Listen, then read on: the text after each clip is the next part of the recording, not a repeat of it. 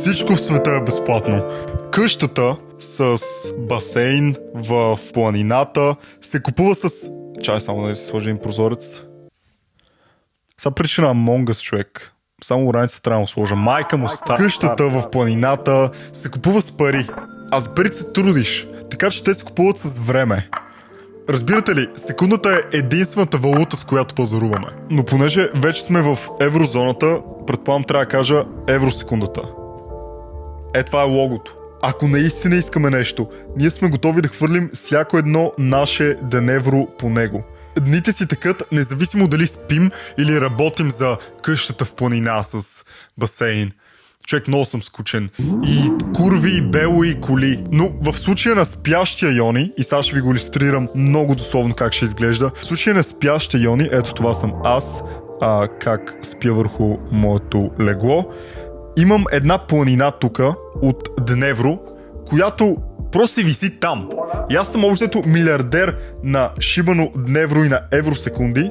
Тук е косача с неговата голяма коса и си ги слага в джобовете, разбирате ли? Докато аз спа, моето дневро просто си стои и то ще ме вземе един ден и си го взима в джобовете.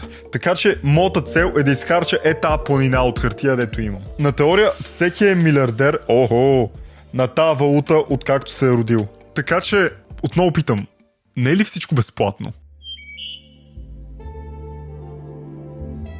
След като осъзнах, че съм милиардер и нарисувах този автопортрет, осъзнах колко финансово неграмотен съм. Аз съм икономичен колкото 20 иконома. Представете ли си къщата с трамплин, с планината зад нея, с басейна? Тя стои пред мене. Моята мечта стои ето тук пред мене.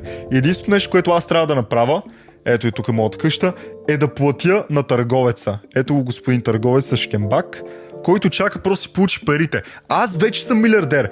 Моите пари просто трябва да отидат при него, разбирате ли? Ето, моите евромонети трябва да отидат направо при него. Всичко, което трябва да направя е да му връчам по 20 евро на този продавач, докато не му я изплатя. И знаете ли аз какво правя? След някакво време аз решавам да се обърна с гърба и да почна да давам дневрото си на... Знаете ли? Познайте на какво? На шибания индиец, който държи YouTube. На шибания индиец, докато имам една задача и тя е да дам парите на шибания продавач на къщата. Това е все едно да си отишъл до кварталния магазин да си купиш вафла или там вафла коцето и да дойде твоя ред и ти да се обърнеш и да връчиш банкнотата на чичака за тебе, дето вони на водка.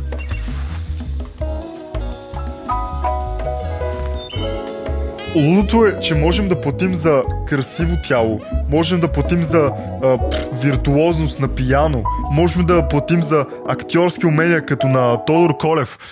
Да, това е Тодор Колев, това е негов портрет. Но някои гении като мене правят прагматичното решение да хвърлят пари се едно в стриптиз бар на някакъв индиец, който дори не е напил. По-добре да отида на истински стриптиз бар. Великите умове на нашия свят. И сега ще запиша техните имена. Леонардо да Винчи, Достоевски.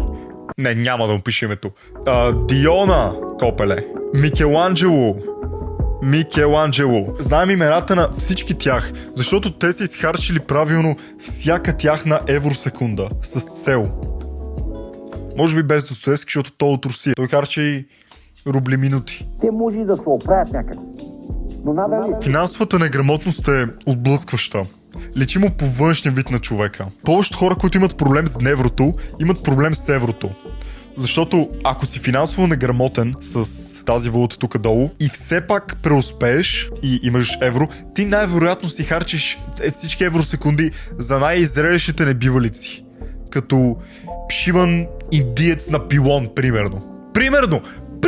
Такъв тип хора, мисля, че просто Бог ги е целунал по челото. Късмете. Защото в един момент няма да могат да си поддържат успеха заради тази финансова неграмотност и ще се нуждават от голям брат, който да ги ръководи в това как да си харчат еврото и дневрото. Представете си някои от уния американските рапъри, които стават много известни, постоянно ги снимат, че са в затвора и така нататък. Печалата просто имат голям брат, имат лейбъл, затова успяват да си поддържат успеха по някакъв начин. Помните ли, когато 100 000 човека се бяхме събрали за да протестираме, колко зле правителството беше съставило бюджета? Но ако отидем до огледало и се погледнем, в отражението ще видим Делян Пеевски. Кои сме ние да ги съдим? Ние сме Делян Пеевски! Когато почна да бленувам за милионите, често се спирам, за да се питам, аз изобщо ще имам ли финансовата дисциплина за тези пари? Аз доброволно профуквам хиляди, където не трябва, докато търговците на моите мечти стоят в периферията ми и ме наблюдават като шибани къкове. Понякога наблюдавам как си харча времето и се замислям, не е ли абсурдно, че съм милиардер, но не и милионер? Обичаме да казваме как Леонардо да Винчи е нарисувал Тайната вечеря, но той е купил. Купил е за същата цена, която стои в момента в портфейла ти. Но обичайният човек няма да прекара десетилетия, за да се превърне в майстор на бита си, както Леонардо. Той избира да плува в плитката версия на този свят. В тази, в която знае, че няма как да се удави. Самочувствие е нужно, защото всичко в света е безплатно. Това е просто друга дума за възможно. Има ли желание? Парица в джоба ти. Просто ги дай на търговеца на мечтата ти. Не ги хвърляй през терасата, като някаква баба. Аз вярвам, че от нашите милиарди евро трябва да изхарчим някакви, за да станем майстори в нещо, но това не значи, че казвам да станем като Леонардо да Винчи. Мисля, вижте му брадата. Но въпросът е, че не можеш да си милиардер на 20 и да не си купил нацепено тяло. Но за сметка на това плащаш за League of Legends или някаква друга игра, дето те прави кръгъл или слаб, като пръста ми. Не можеш да си милиардер и да не си купиш черен клан по едно нещо. По нещо, което ти се отдава. Всичко е по бюджета ти. Светът е безплатен.